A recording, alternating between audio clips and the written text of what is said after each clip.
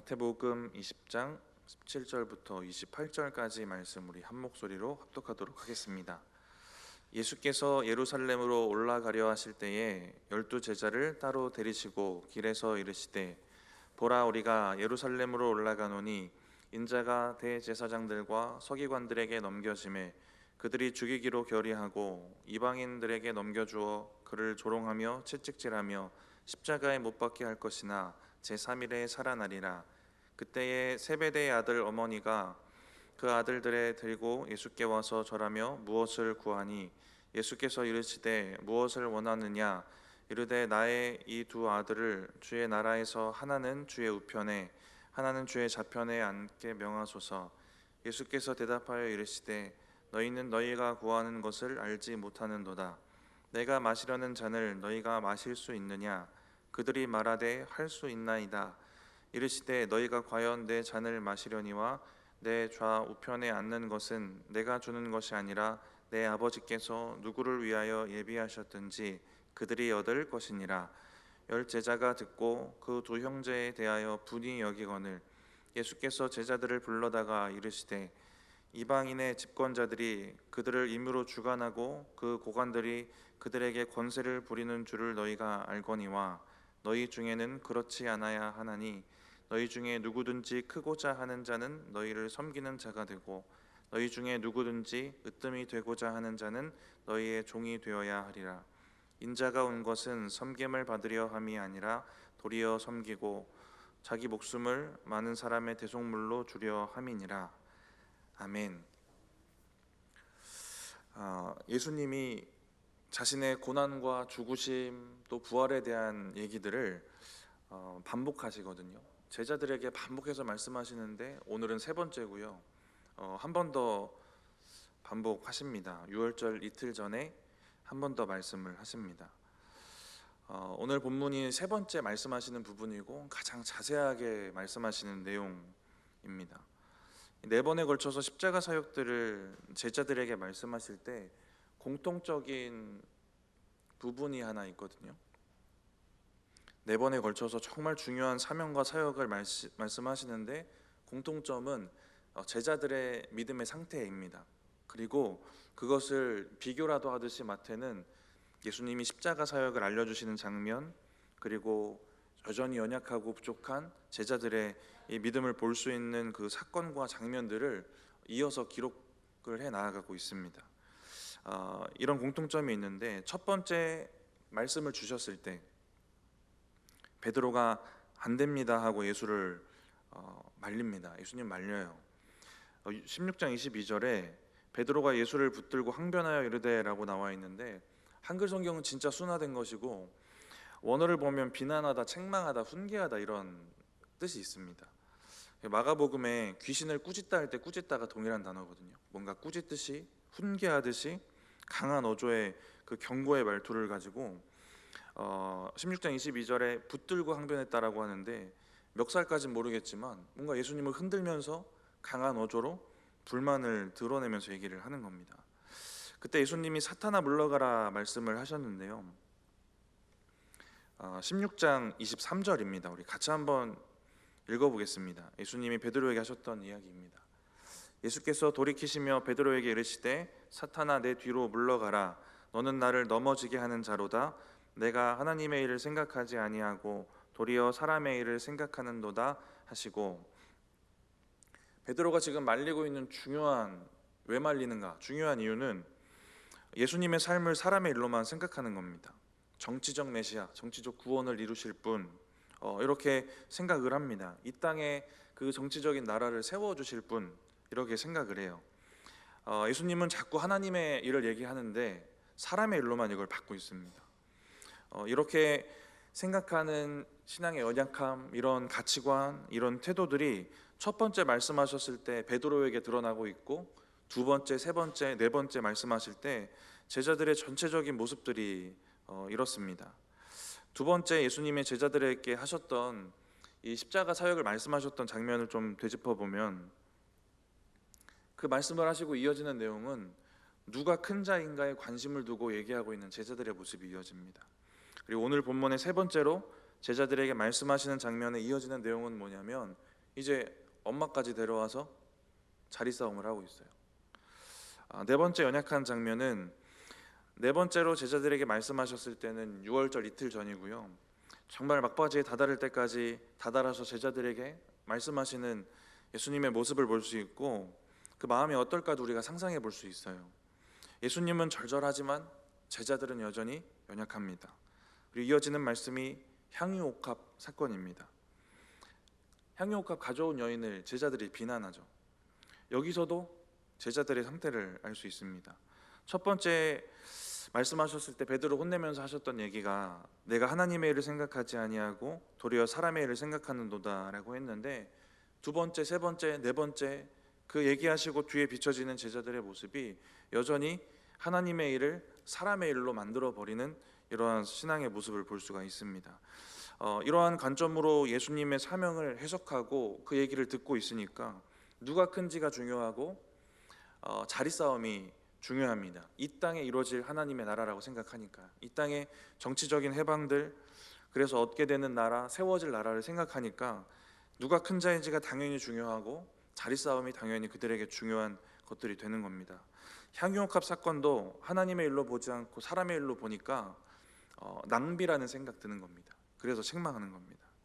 오늘 말씀을 나누면서 오늘 설교를 준비하면서 할 얘기가 없겠다 이 생각이 들었거든요. 왜냐하면 제가 지금 이 장면만 지금 계속 하고 있어요. 설교를 첫 번째 말씀하시는 장면, 네 번째도 전진 잘 모르겠어요. 아직 안 봐가지고. 그런데 자꾸 이 얘기를 하는데 그러면서 이 맥락들을 또 자연스럽게 보게 되는데 보면서 왜 제자들이 연약했을까?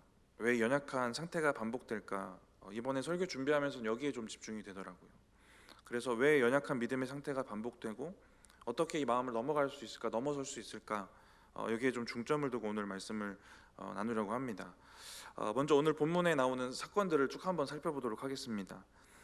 세 번째 십자가 사명을 말씀하시고 제자들에게 이 말씀을 주신 후에 누군가 예수님을 찾아옵니다. 오늘 본문 20절, 21절입니다. 같이 한번 읽어보겠습니다.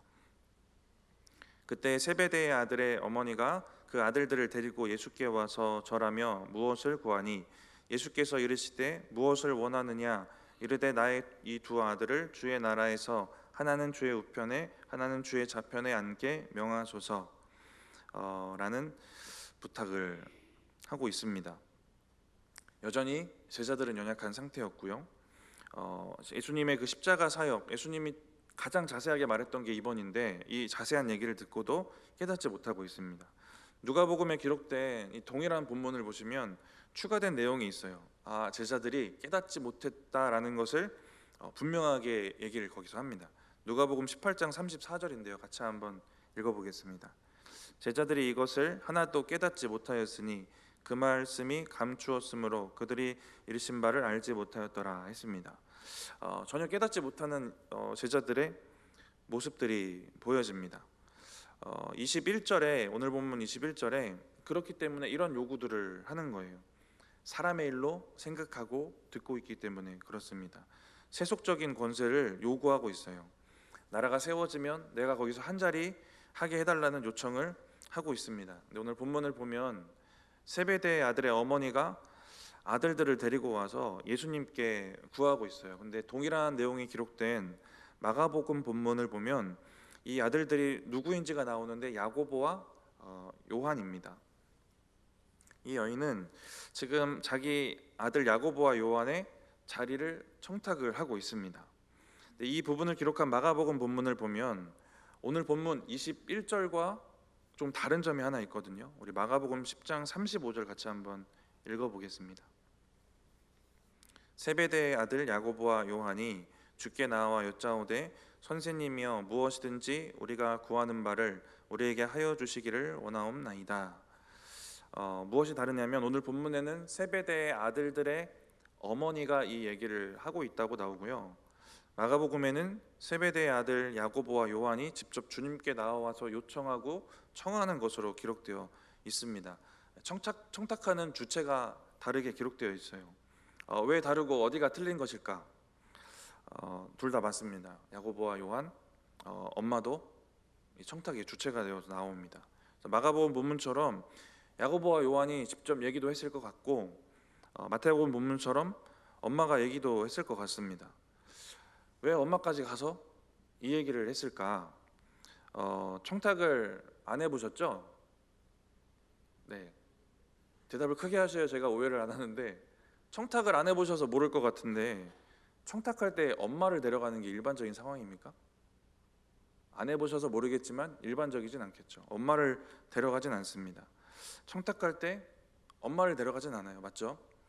근데 왜 엄마를 데려갔냐면 엄마가 살로메라서 그렇습니다. 예수님의 십자가 처형을 따라갔던 여인들이 있어요. 이게 마태복음에도 27장에 기록되어 있고 요한복음에도 19장에 기록되어 있습니다. 그 여인들의 이름이 나오는데, 이름이 한 곳에는 잘 열거되어 있고 한 곳에는 그 이모라고 기록되어 있거든요. 이 두 개를 잘 비교해 보면 살로메가 예수님의 이모다라는 추측을 하기도 합니다. 이런 추측을 하기도 해요. 그렇다면 오늘 본문으로 돌아와서 지금 무엇을 무기로 청탁을 하는 거냐면 혈연, 이 인맥을 가지고 청탁을 하고 있는 겁니다. 살로메는 이 혈연이라는 신분을 이용해서 예수님께 나아가서 자기 아들들의 출세를 청탁하고 있는 모습을 우리가 볼 수 있습니다. 살로메도 예수님을 계속 따라다닌 사람이거든요. 야고보와 요한은 정말 가까운 곳에서 예수님 모셨던 제자입니다. 예수님을 다 따라다니고 있는 사람들이지만 여전히 이들의 심령에는 세상적인 가치관이 있습니다. 제가 이것을 묵상을 하다가 예수랑 정말 가깝다는 게 무엇일까라는 생각을 했어요. 내가 가깝다고 느끼는 나만의 느낌이나 아니면 내가 이런 것도 감수하고 저런 것도 감수했다라는 그런 상황이나 거기서 오는 자부심이 예수랑 가깝다는 느낌과 그런 마음을 들게 했을까라는 생각들을 해봤습니다. 근데 오늘 제자들의 모습, 살로메의 모습을 보면 그런 근거들로 내가 예수랑 가까운 사람이구나라는 게 증명되는 것이 아니라 예수님의 생각이 어떻고 가치관이 어떻고 뜻이 어떻고 그것을 바로 알아서 이것을 그대로 받아들이고 또 그대로 똑같이 살아가는 사람이 정말 진짜 제자이고 가까운 사람이구나, 예수랑 가까운 사람이구나라는 생각이 듭니다. 여전히 세상의 가치관을 가지고 예수님을 따랐던 제자들은 육신이야 예수님과 가장 가까웠겠지만 여전히 예수님과 먼 사람으로 사는 겁니다. 우리도 그럴 수 있지 않을까라는 생각들을 해요. 교회 생활 열심히 하고 예배도 잘 나오시고 헌금 생활도 하시고 다 하셔도 우리가 겉으로 드러나는 이것들로, 내가 가깝다고 느껴지는 그 느낌들로 내가 예수랑 가까운 사람이다라는 것이 증명되는 건 아닌 것 같아요. 결국 내가 세상에서 살아갈 때 내 가치관이 향하는 것, 세상과 말씀이 부딪혔을 때 내가 선택하는 그 선택지, 거기에 예수님의 뜻이 있고 예수님의 마음이 있고 그렇게 우리의 순종이 거기에 머물고 있는지가 내가 예수님이랑 진짜 가까운 사람이다, 내가 예수님이랑 가까운 제자이다라는 것이 증명되는 것 같습니다. 이런 은혜를 가지고 살아가시는 저와 여러분들 되셨으면 좋겠습니다. 22절에는 예수님의 답이 이어집니다. 우리 22절 같이 한번 읽어보겠습니다. 예수께서 대답하여 이르시되 너희는 너희가 구하는 것을 알지 못하는도다. 내가 마시려는 잔을 너희가 마실 수 있느냐? 그들이 말하되 할 수 있나이다. 너희가 구하는 것을 너희가 알지 못하도다 라고 얘기를 하십니다. 다 모르는 거예요. 예수님이 세우실 하나님 나라가 무슨 나라인지, 어떤 나라인지, 오른편 왼편이 어떤 자리인지, 그 자리를 어떻게 얻을 수 있는지, 그 자리는 누가 주는지 아무것도 모르고 있습니다. 아무것도 모르면서 구하고 있어요. 그 얘기를 하고 있습니다. 이들은 하나님의 일로 분명히 들어야 되는 이 영적인 일들을 사람의 일로 듣고 있기 때문에 그래요. 그리고 예수님이 또 이어서 질문하시는 내용이 있는데 내가 마시려는 잔을 너희가 마실 수 있느냐입니다. 제자들은 그럴 수 있다라고 대답을 또 하고 있어요. 일단 이 질문이 어떤 의미였냐면 이 잔은 여러분 잘 아시는 것처럼 예수님의 고난과 죽음의 잔입니다. 지금 예수님이 뭘 묻고 있냐면 너희도 이렇게 나처럼 나를 위해, 복음을 위해, 하나님 나라 위해 고난받고 죽을 각오가 있냐라는 질문을 하시는 겁니다. 근데 이들이 이 질문에 확신 있게 대답해요. 영적인 의미는 분명히 잘 몰랐을 것 같습니다. 예수님이 십자가 사명 여러 번 얘기했지만 깨닫지 못하고 있어요. 아직도 모르고 대답하는 게 맞는 것 같습니다. 영적 무지가 있는 게 맞는 것 같아요. 근데 이 대답하는 마음에 예수님을 향한 진심에는 완전한 가식만 있는 건 아니다라는 생각이 들었어요. 그 마음에 진심도 있겠다라는 생각이 들었습니다. 하나님의 나라, 예수님이 세우실 나라에 대해서는 육으로 해석하고 영적으로 듣지는 못하고 이해도 잘 못했지만, 그리고 질문하시는 것이 구원의 사역을 위해서 고난받을 각오 됐냐, 이것도 잘 이해는 못했지만, 내가 그래도 지금까지 따라다녔던 나의 스승 예수를 위해서 어떤 대가라도 치르겠다라는 각오에 그런 진심은 어느 정도 있었던 것 같습니다. 여전히 연약한 믿음으로 하나님의 나라를 오해하고 있고 잘 못 알아듣고 있긴 하지만, 그리고 죽으실 때 예수님을 두고 도망가기도 하지만, 이 고백에는 그래도 예수님을 위해 내가 잘 따라가 봐야지 라는 그 마음의 진심은 있는 것 같아요. 이어지는 23절에 예수님의 대답을 보면서 그래서 예수님이 그 고백 자체는 받지 않으셨을까라는 생각이 좀 들었습니다. 우리 오늘 본문 23절 같이 한번 읽어보겠습니다.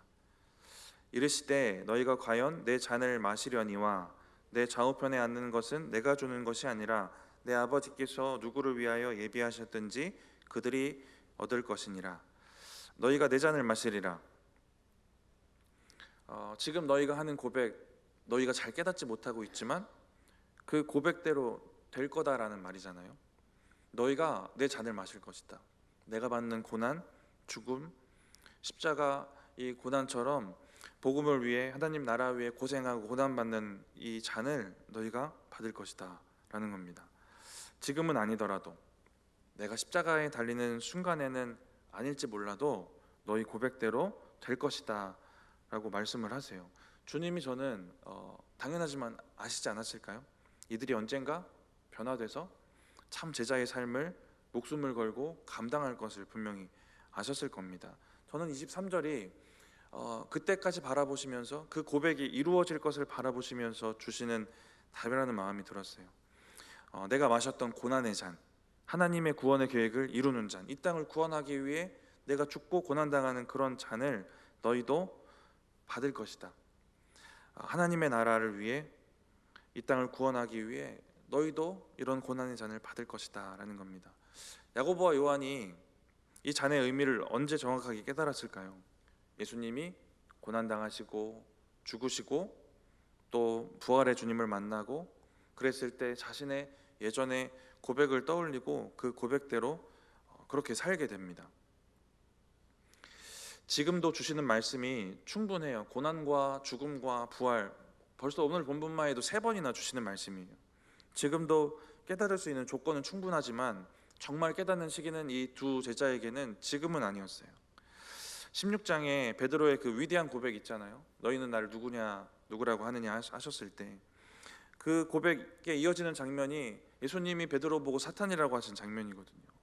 오늘 본문에 야고보와 요한도 세속적인 생각으로 그 잔을 마시겠습니다 했지만 여전히 세상적 가치관에 빠져 있지만 결국 이 고백들이 이루어지는 순간들이 생깁니다.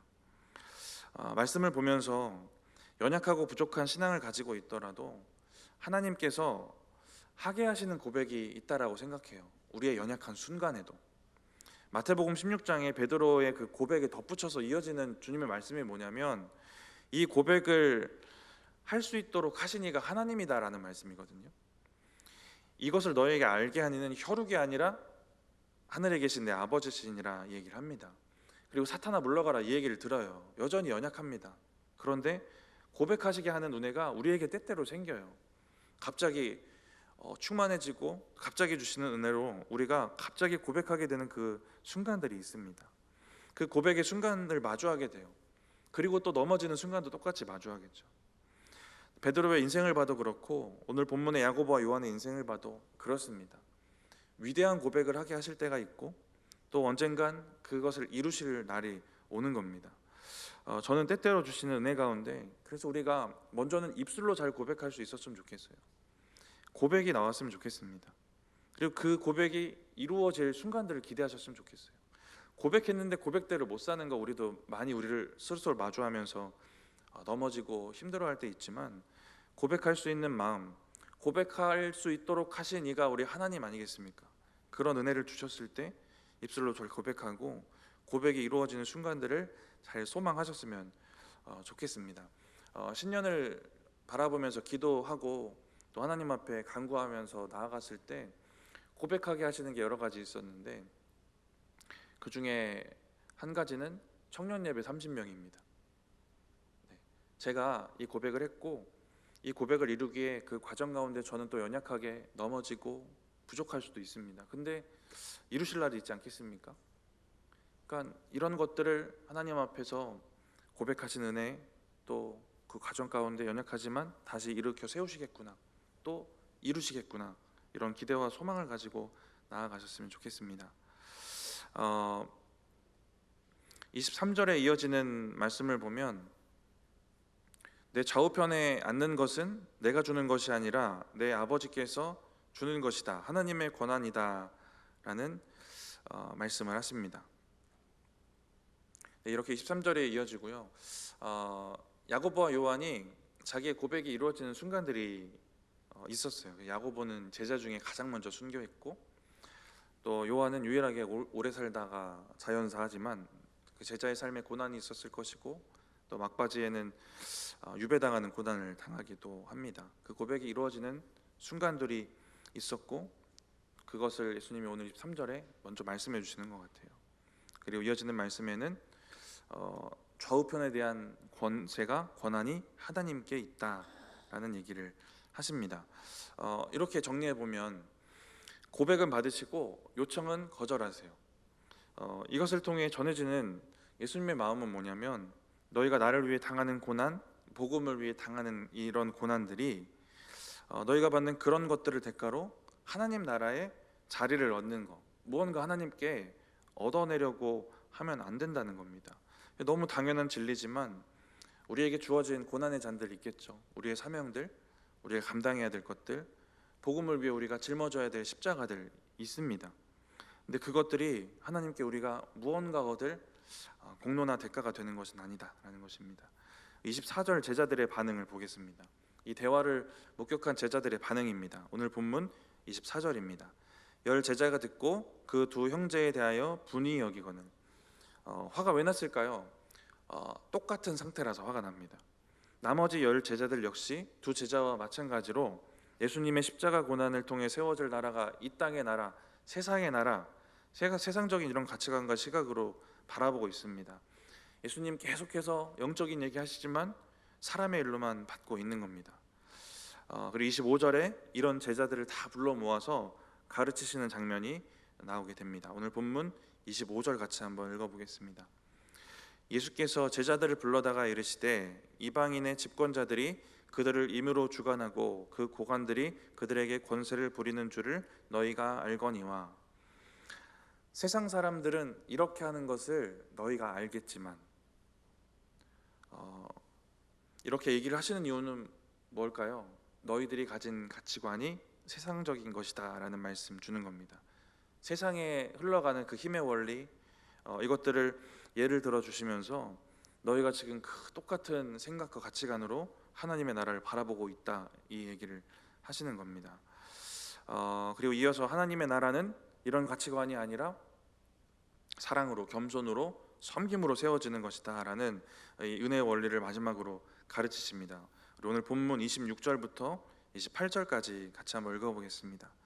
너희 중에는 그렇지 않아야 하나니 너희 중에 누구든지 크고자 하는 자는 너희를 섬기는 자가 되고 너희 중에 누구든지 으뜸이 되고자 하는 자는 너희의 종이 되어야 하리라. 인자가 온 것은 섬김을 받으려 함이 아니라 도리어 섬기려 하고 자기 목숨을 많은 사람의 대속물로 주려 함이니라.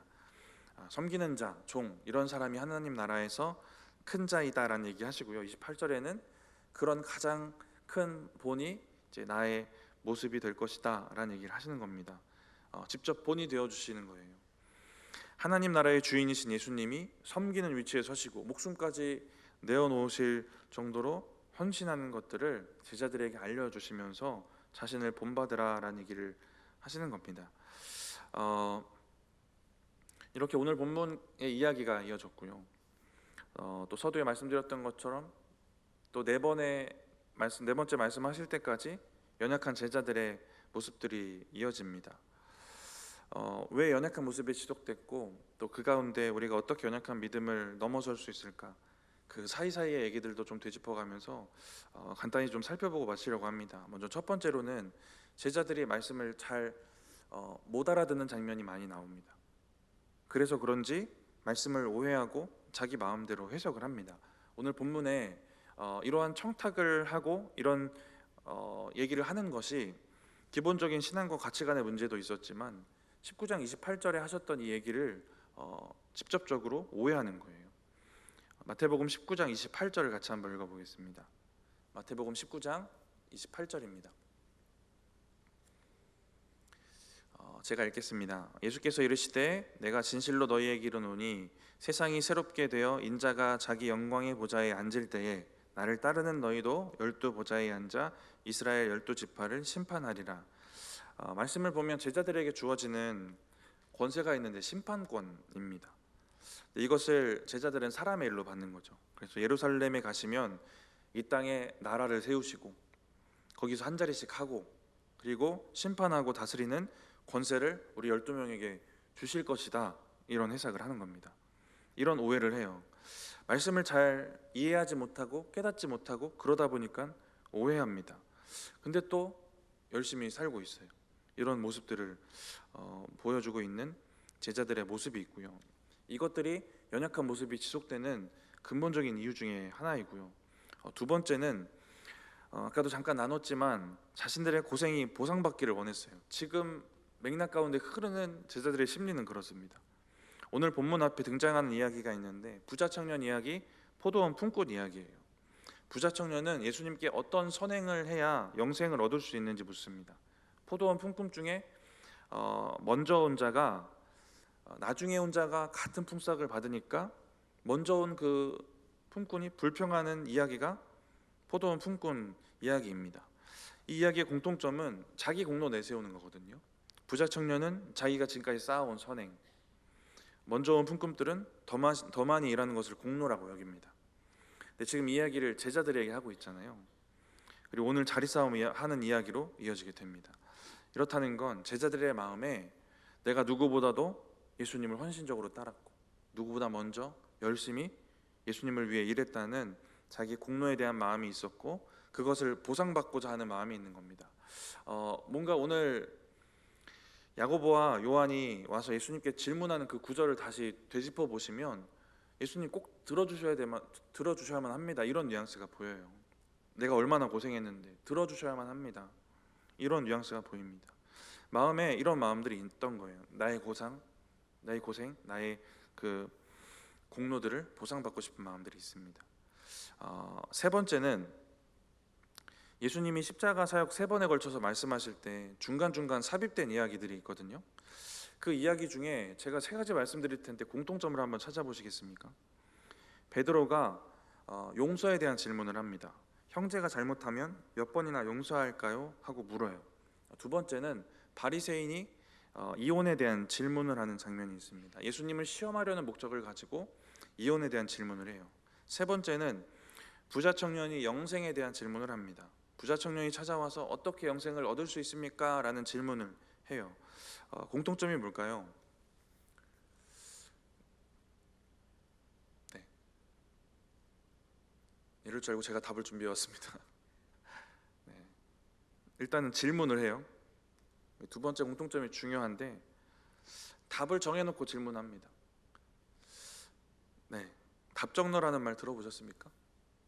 답은 정해져 있으니까 내가 원하는 답을 너는 하기만 하면 된다, 이런 뜻이잖아요.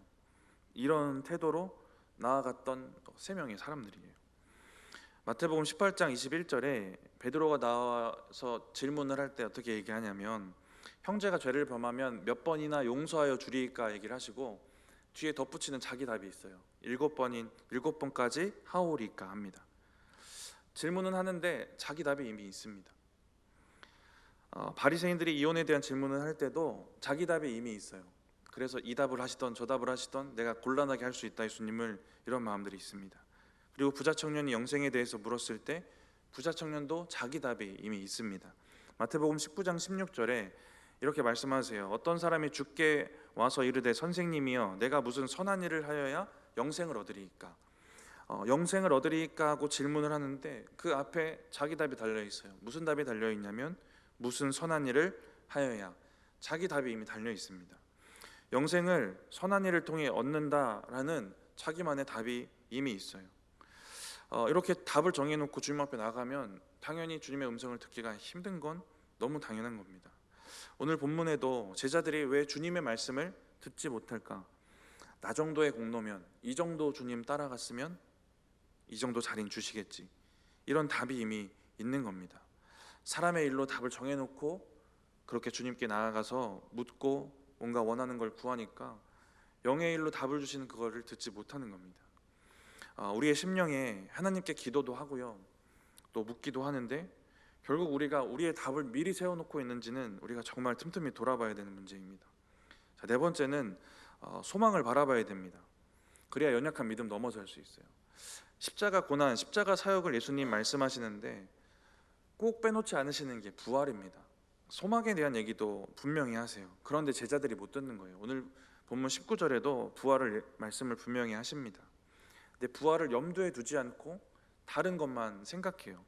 그래서 막 첫 번째 때는 베드로가 불평하고, 두 번째 때는 또 걱정하고 또 염려하고, 지금은 또 자리 싸움을 하고 그러고 있습니다. 소망을 바라보지 못하기 때문에. 다섯 번째는 앞에서 나눈 내용이지만 고백을 하는 겁니다. 무슨 의미인지 내가 정확히 모르더라도 주시는 은혜가 있을 때 그 고백을 하는 것들이 우리가 연약한 믿음을 잘 넘어갈 수 있는 방법이 될 것 같고요. 마지막 여섯 번째는요, 주님의 마음을 잘 바라보시면 좋겠습니다.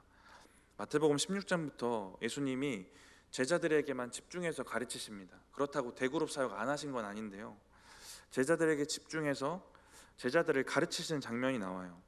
계속해서 자기의 고난, 죽음, 부활을 말씀해 또 주시고 있습니다. 이런 상황 속에 계셔서 그런지 16장부터 묵상해 오면서 예수님의 마음이 너무 깊이 느껴지는 장면이 너무 많아요.